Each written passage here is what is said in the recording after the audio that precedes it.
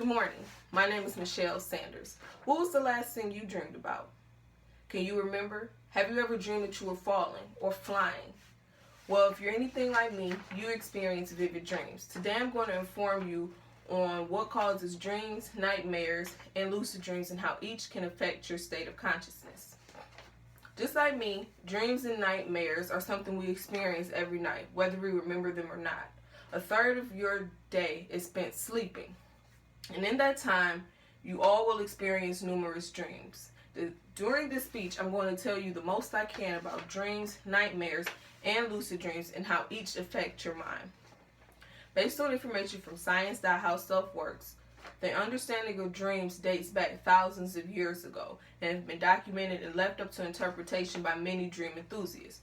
Dreams are thoughts, sounds, images, voices, or even sensations we experience when we're asleep.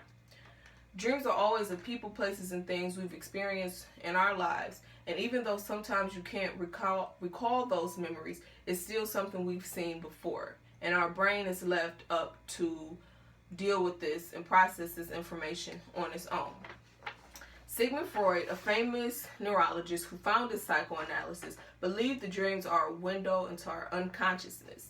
Sometimes dreams can be of events or things we're trying to keep hidden, but our overactive brains can recall the information we're trying to keep suppressed. These dreams of our unconsciousness can be of our deepest secrets, fears, or even fantasies. Once you're asleep, you have no control over your brain because all of those feelings you kept suppressed throughout the day are completely up to your brain to interpret.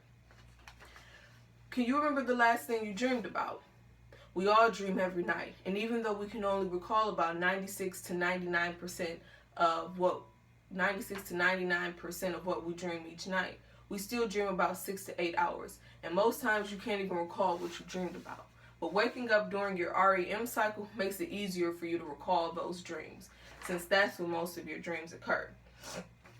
Most times, people aren't able to remember their dreams because dreams are the brain's attempt to make sense of things that we have experienced throughout the day before, which can be extremely meaningless. But these meaningless organizations of memories are difficult to interpret or even to remember. Now that you all know about dreams, I'm going to discuss their counterpart, nightmares, something that everyone has experienced and have been awakened from at least once during their lives. Based on information from web.md, a nightmare is something that occurs during REM sleep and that results in feelings of terror, fear, stress, or even extreme anxiety. Nightmares can be extremely realistic, and they're disturbing dreams that awake you from your sleep and often leave your heart pounding. This occurs during REM sleep. REM stands for rapid eye movement, and this occurs about 90 minutes after you fall asleep.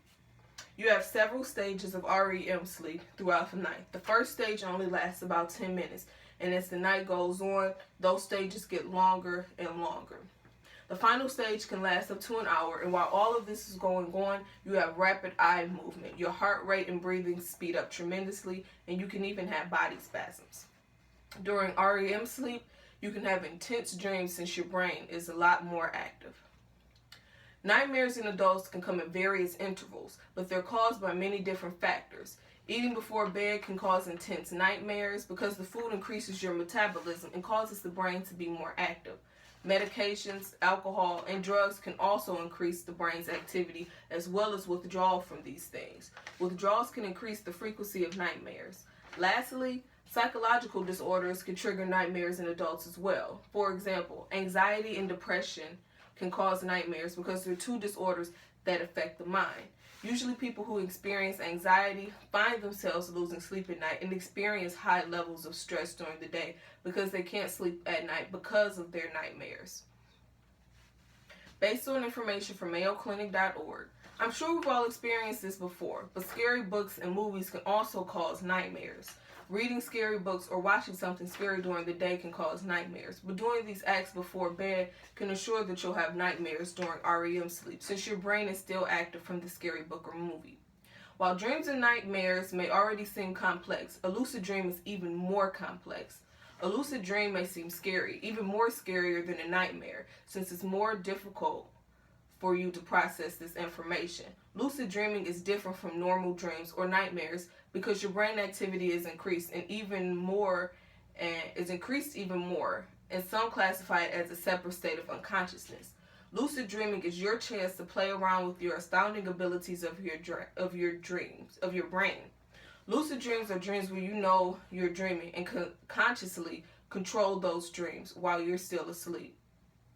Based on information from snoozeon.com, lucid dreamers are able to control what they dream about. Most lucid dreamers pay close attention to detail while they are awake and can still be able to recall those memories while they're asleep.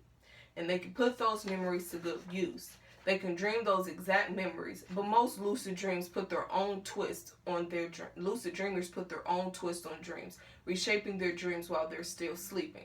This is why we have dreams of flying or doing things we would normally do in real life. Nothing limits our dreams except our own imaginations. My visual aid is a picture of you while you're awake. The brain doesn't have much. It has functions while you're awake, but the increased brain activity is a lot more active during lucid dreaming because you're able to control your mind. Lucid dreaming isn't something most people can do, and it isn't something that comes easily either. It's a learnable skill. Lucid dreaming allows you to tap into your inner creativity and often overcome psychological issues like nightmares, traumas, or even reoccurring dreams. Have you ever dreamed about being chased? This is a lucid dream that generally means you're being told by your unconscious that you're avoiding something in your life, and this is your unconscious mind taking over. Knowing the science and meaning behind the different types of dreaming can be important when trying to interpret what you dream about while you're asleep. Now that you know the difference between the type of dreaming you do each night and what causes each type of dreaming, it'll be easier to classify your dreams. Only a few of the many dreams we have each night hold meaning and remembrance.